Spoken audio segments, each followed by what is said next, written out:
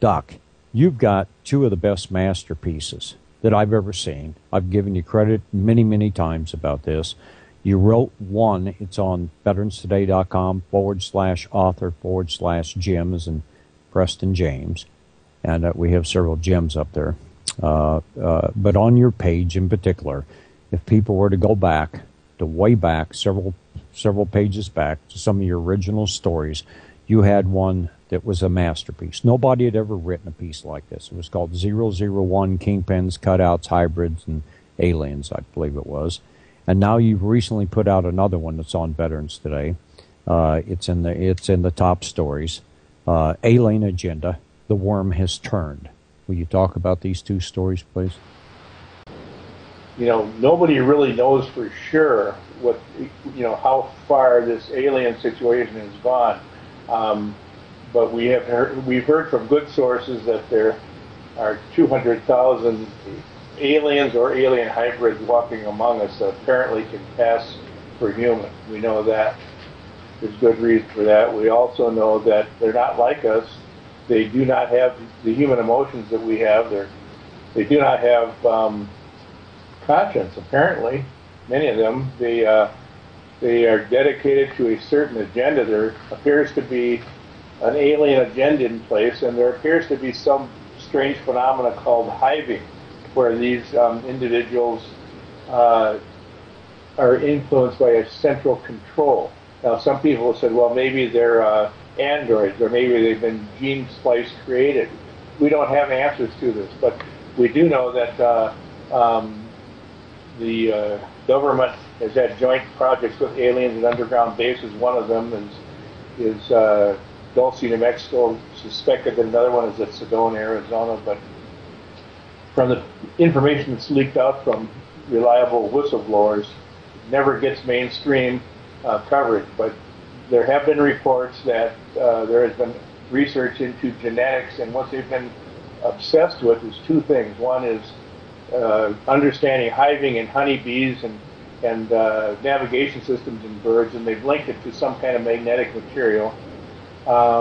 What they really want to do is to create the same hiving phenomena that works in honeybees, which is really what's called it's an interdimensional type of communication. Honeybees and even ants, I guess insects, can be remote controlled by the hive through quantum physics. It's not normal communication. It's through a different dimension. For anybody that wants to understand this, you can look up quantum computers on the internet. You can look up particle entanglement. There's some very, very strange things that go on. I'll just summarize it for you. Basically, in experiments with quantum phenomena, they found out if they had using a quantum computer, they could create a situation where you have two neutrons with one electron circling around both of them together. So they would call it these neutrons entangled. Then they found that if they separated these neutrons through a fiber optic a distance away, the electron would still keep circling around both neutrons. It would still remain entangled. But the theory was that the electron would have to cover a lot of distance, so there would be a delay in the transport of the electron that distance.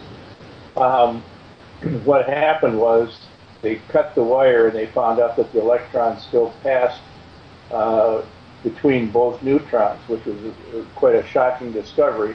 And they realized then that the electron was passing through a different dimension. And not only was it going through a different dimension, there was no lag in time. It was as if they were still connected together. If both neutrons were right next to each other. So once they discovered this, they found out that there's a whole other dimension out there, and probably a lot more than just one more. And they have started experimenting with that dimension. And we know that they have been working with aliens on this phenomena.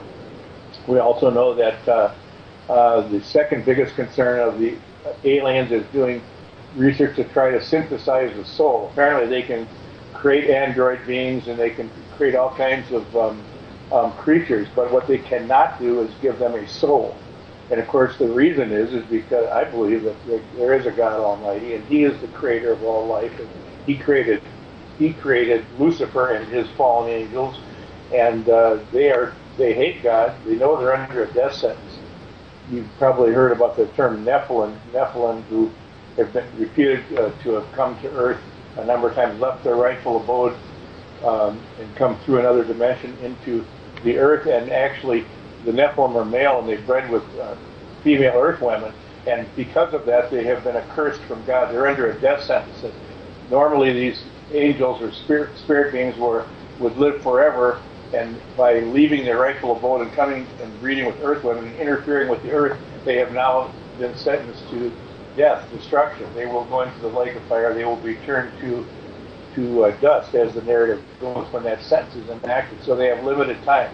But in the process, they have this belief that if they can create their own race down here, kill off all the humans and repopulate the Earth with their race, if they can create enough of an argument that God will not sentence them to death. They have some strange belief that if they can take enough humans with them by capturing their souls and then destroying them, called soul capture, that God will suspend judgment. He won't.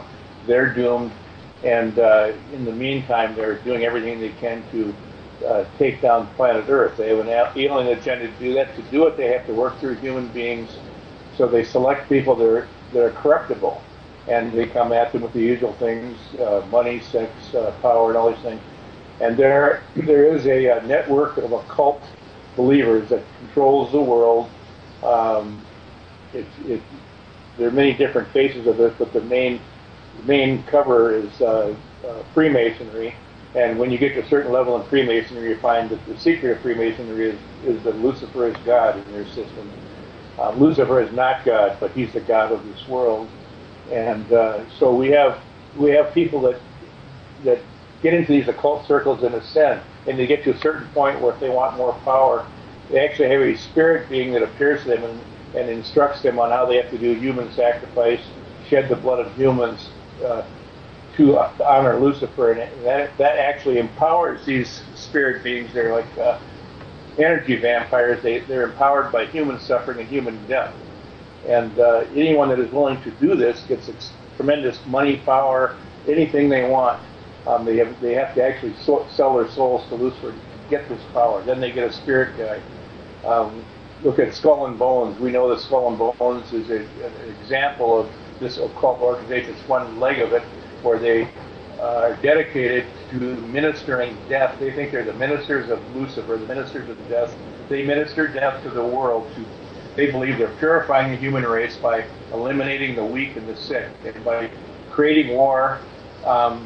They are thinning the herd, but they're also strengthening human beings, and because the ones that survive, they think, are the strongest and the brightest. But they think they're the chosen ones, and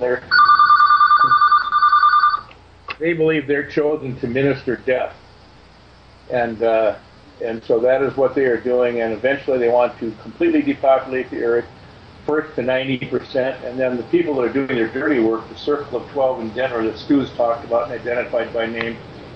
When they're done, they will eliminate those people too. And we're getting to the point now where those people are becoming unnecessary to them anymore. When that happens, they will be eliminated. So the alien agenda is real. They have to work through people, so they work through the Denver 12. The Denver 12 run the hierarchy of the pyramid of power. If those people were taken out by executive actions or just plain arrested and put into cells, it would break the whole system down. So that is what we're hoping for, that these people will be stopped. And basically, until they are, they're wreaking havoc on the world and on the United States.